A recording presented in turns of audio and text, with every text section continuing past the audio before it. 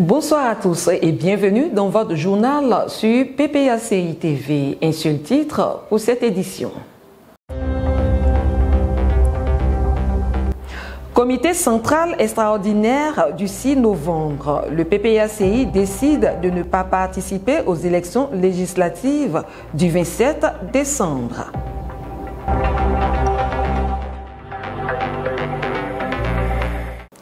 La direction du parti a produit un communiqué relatif à la marche du 8 novembre 2025 dont nous vous faisons lecture. Marche pacifique du samedi 8 novembre 2025.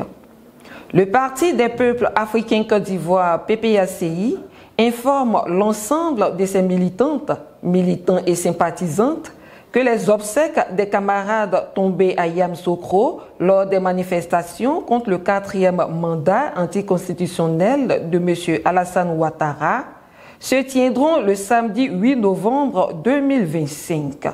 À cette occasion, le président du parti, son Excellence Laurent Gbagbo, a instruit la direction du parti de privilégier une mobilisation pour rendre hommage à nos disparus.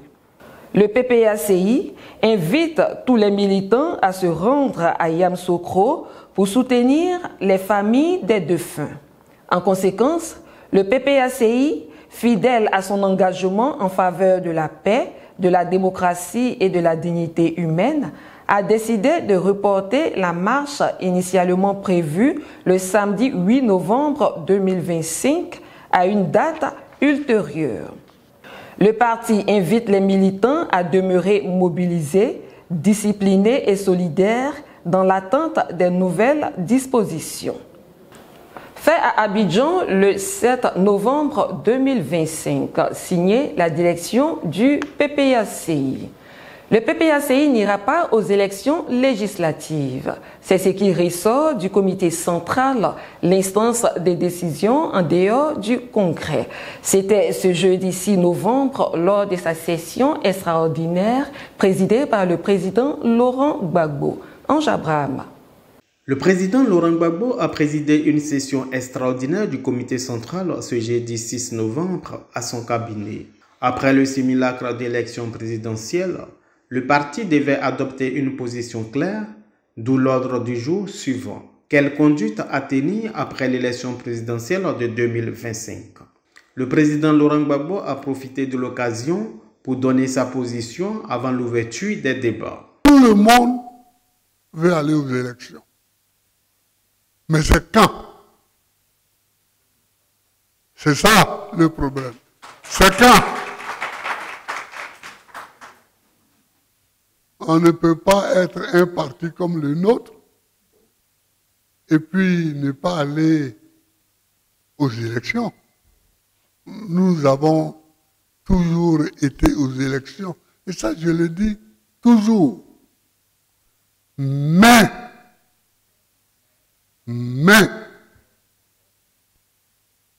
déposer le dossier le 12, ce n'est pas sérieux. Ce n'est pas sérieux par rapport à ce qui s'est passé. Organiser les élections en décembre, ce n'est pas sérieux par rapport à ce qui s'est passé. C'est pourquoi, en ce qui me concerne, je suis contre l'élection à court terme. Je suis contre l'élection à court terme.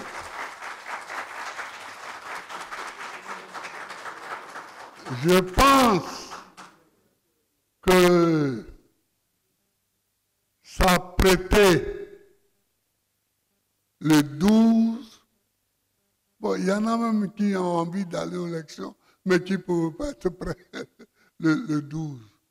S'apprêter le 12 pour aller en décembre, c'est couvrir la forfaiture qui a eu lieu. c'est couvrir les blessures et les morts qui ont eu lieu d'un linceul dédaigneux. Les débats sont intenses mais courtois dans un esprit de camaraderie. Les positions sont défendues avec des arguments clairs, mais les tendances se dégagent très vite. La situation électorale désastreuse de la récente élection fait pencher la balance en faveur de la non-participation du parti aux législatives. Cette décision a été entérinée par le communiqué final. C'est donc clair. Le PPACI décide de ne pas aller contre la volonté de nombreux Ivoiriens qui restent encore choqués par la brutalité policière observée lors du simulacre d'élection. Après le simulacre d'élection présidentielle, le pouvoir RHDP et la CEI s'apprêtent à poursuivre la forfaiture avec les élections législatives précipitées. Françoise Rabé. À quand la fin des inégalités en Côte d'Ivoire? Le pays de feu Félix Houphouët-Boigny s'apprête à aller de nouveau aux urnes dans un climat de psychose, dans un climat d'arrestation des responsables des partis politiques de l'opposition.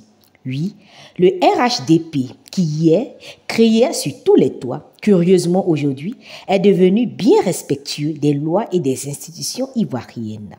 Réunis au comité central hier jeudi 6 novembre, au cabinet du président Laurent Gbagbo à Atouban, le Parti des peuples africains Côte d'Ivoire vient une fois de plus de démontrer sa maturité politique, son respect constant du peuple ivoirien et de la dignité humaine. Des personnes ont suggéré, mais la base a tranché. Le PPACI n'ira pas aux élections législatives dans des conditions calamiteuses de tripatouillage de listes électorales sans la RLE 2025 et 2026. Dans un climat d'inégalité reconnue par la commission électorale indépendante elle-même de ce qu'elle reste un organe à refaire et perfectionner. Outre ces dysfonctionnements, le découpage électoral inégal entre les communes, villes du nord du pays et celles du sud, de l'ouest, du centre. La région de l'Agnébitiassa, les sous-préfectures de Aboudé, Atobro, Guessiguié, Grand-Maurier, Laovigué, Aurès-Krobou, communes et sous-préfectures, Agbo-Espré ont un seul député, c'est-à-dire près de 7 sous-préfectures pour un seul député. Dans les Guémons, Fakobli, Guézon, Koua, Sémian et Tieni-Séabli, communes et sous-préfectures, aussi un député. La région de la Mé, Agou, Bessé-Dibrignan, Yakasseme, communes et sous-préfectures, toujours un député. À Abidjan, la commune de Cocody, bien peuplée, a 2 députés. À Gagnoa, les sous-préfectures de Ouragayo, Bayota, Yopoyue, Daye-Pakei, communes et sous-préfectures, se retrouvent toujours avec un seul député. Que des injustices faites à ces populations. Au sud, au centre, à l'est et à l'ouest, 3, 4, 5, voire 6 sous-préfectures et communes ont un seul député, ce qui n'est pas le cas des villes du nord du pays. Dans le Poro, le département de Korogo, moins peuplé que Cocody, s'en sort avec 6 députés. La région du Ouorodougou, à elle seule, possède 6 députés, à raison de députés à Kani et 4 dans la zone de Séguéla, sous-préfecture et commune. Selon les découpages électoraux, la partie nord du pays, bien que moins peuplée, possède déjà 89 députés. Les zones sud et ouest du pays, ainsi que le centre, bien que plus peuplées que celles du nord, ne possèdent pas assez de députés. Le découpage est alors bien plus que inégal, là où au nord, 2, 3 sous-préfectures possèdent un député. Dans les zones sud, ouest et centre, nous voyons même plus de 6 sous-préfectures et voire même 7 sous-préfectures avec un seul député. Découpage voulu et fait exprès. Voici la nouvelle Côte d'Ivoire, celle de l'injustice et des inégalités. Le PPACI refuse donc de s'associer à cette nouvelle forfaiture après les semblants de présidentielle, car toutes les populations ivoiriennes du nord au sud, de l'est à l'ouest, en passant par le centre, méritent d'avoir des représentants et d'être entendus. Pas des représentants, juste par la forme, qui viendront seulement lever le doigt pour voter des lois, sans même savoir les retombées de ces lois sur les populations. Car beaucoup de candidats à la candidature ne savent pas le rôle du député dans une nation. Ils sont là juste pour gonfler le nombre de députés des partis politiques. Avis donc à chaque électeur. À vous de voir, à vous de regarder. Le PPACI, quant à lui, a décidé de ne pas cautionner cette énième forfaiture. Suite au mouvement de protestation contre le 4e mandat qui a causé d'énormes dégâts humains et matériels, le président Laurent Gbagbo a manifesté son soutien aux victimes et parents de victimes.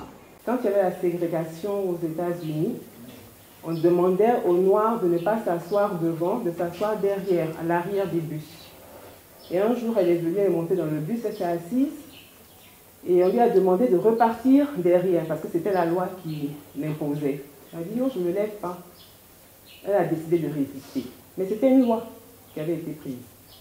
Mais elle a décidé de ne pas respecter cette loi parce que la loi était injuste.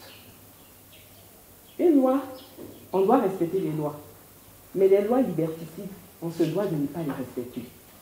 Comme Rosa Parks aux États-Unis, qui a dit non à la discrimination contre les Noirs, les Ivoiriens, dans leur majorité, ont vaincu la peur en disant non au braquage électoral qui consacre le 4e mandat anticonstitutionnel. Pour joindre l'acte à la parole, la population est sortie dans les rues le 11 octobre et a continué des manifestations éclatées dans plusieurs localités du pays. Des manifestations réprimées dans le sang avec des morts, des blessés et des prisonniers, alors que les Ivoiriens voulaient seulement se faire entendre.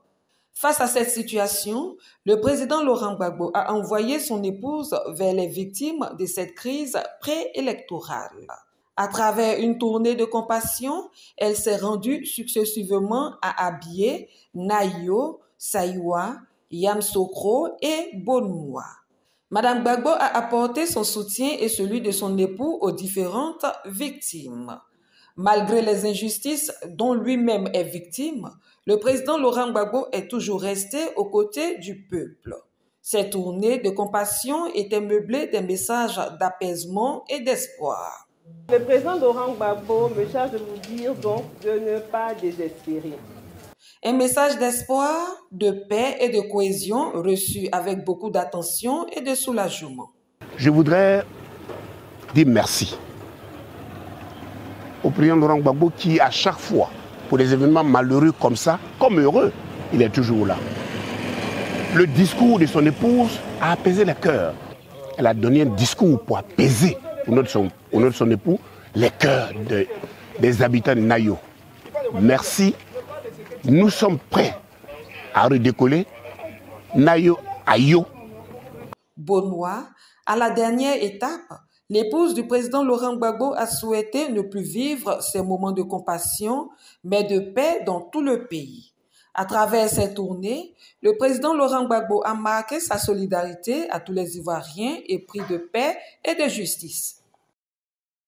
Nombreux sont ces femmes et ces hommes qui croupissent dans les prisons déjà surpeuplées de Côte d'Ivoire pour leur opinion politique.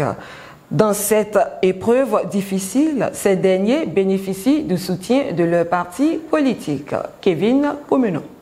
Soutenir les prisonniers politiques, c'est affirmer que la liberté d'expression, la justice et la démocratie ne sont pas des privilèges, mais des droits. C'est aussi refuser l'indifférence. Le Parti des peuples africains Côte d'Ivoire, PPACI, et le Parti démocratique de Côte d'Ivoire, Rassemblement démocratique africain, PDCI, RDA, l'ont bien compris. Ils font montre de solidarité aux militants du Front commun et de leurs partis respectifs. Ils demeurent également aux côtés des différentes familles endeuillées. Le soutien est parfois financier, comme indique ce communiqué urgent du PDCI-RDA dans lequel le parti appelle à faire des dons. Nous lançons un appel solennel à tous les militants et sympathisants, élus, cadres, mouvements associatifs, groupes socio-professionnels, structures de notre grand et mythique parti, de faire parler leur cœur.